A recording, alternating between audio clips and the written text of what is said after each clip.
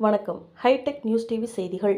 விருதுநகர் மாவட்டம் அருப்புக்கோட்டையில் அமுதலிங்கேஸ்வரர் கோவில் அருகே பொதுமக்களுக்கு இடையூறு ஏற்படுத்தும் வகையில் மதுபான கடை செயல்பட்டு வந்தது.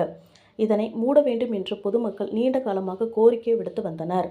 அதேபோல புதிய பேருந்து நிலையம் அருகே செயல்பட்டு வரும் மதுபான கடை, திருச்சுழி சாலையில் ஆரம்ப சுகாதார நிலையம் அருகே செயல்பட்டு வரும் மதுபான கடையும் மூட வேண்டும் என சமூக ஆர்வலர்கள் கோரிக்கை விடுத்து வந்தனர். இந்நிலையில் தமிழக முதல்வராக ஜோசப் விஜய் அவர்கள் பொறுப்பேற்றவுடன் தமிழகத்தில் பொதுமக்களுக்கு இடையூறாக கோவில், பள்ளிகள், மருத்துவமனை அருகே உள்ள 717 மதுபான கடைகள் மூடப்படும் என்று அறிவிப்பு வெளியிட்டிருந்தார். அதன்படி அருப்புக்கோட்டை அமுதலிங்கேஸ்வரர் கோவில் அருகே உள்ள மதுபான கடை, திருச்சுழி சாலையில் ஆரம்ப சுகாதார நிலையம் அருகே உள்ள மதுபான கடை, பந்தல்குடியில் உள்ள மதுபான கடை, கோவிலாங்குளம் கிராமத்தில் உள்ள மதுபான கடை ஆகிய 4 கடைகள் மூடப்பட்டது. மேலும் புதிய பேருந்து நிலையம் அருகே உள்ள மதுபான கடை 20ஆம் தேதி மூடப்பட உள்ளது.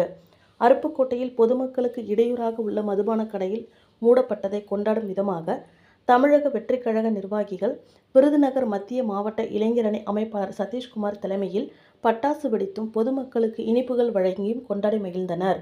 இதுகுறித்து தமிழக வெற்றிக் கழக நிர்வாகிகள் கூறுகையில், அருப்புக்கோட்டையில் பொதுமக்களுக்கு இடையூறாக உள்ள மதுபான கடைகளை மூட வேண்டும் என்று கோரிக்கை விடுத்தோம். அதன்படி தமிழக முதலமைச்சர் உடனடியாக நடவடிக்கை மேற்கொண்டுள்ளார். அதேபோல தமிழகத்தில் கஞ்சா போன்ற போதை பழக்கத்தையும் ஒழிக்க நடவடிக்கை எடுக்க வேண்டும். அதற்கும் முதலமைச்சர் அவர்கள் உரிய நடவடிக்கை எடுப்பார் என்று அவர்கள் தெரிவித்தனர்.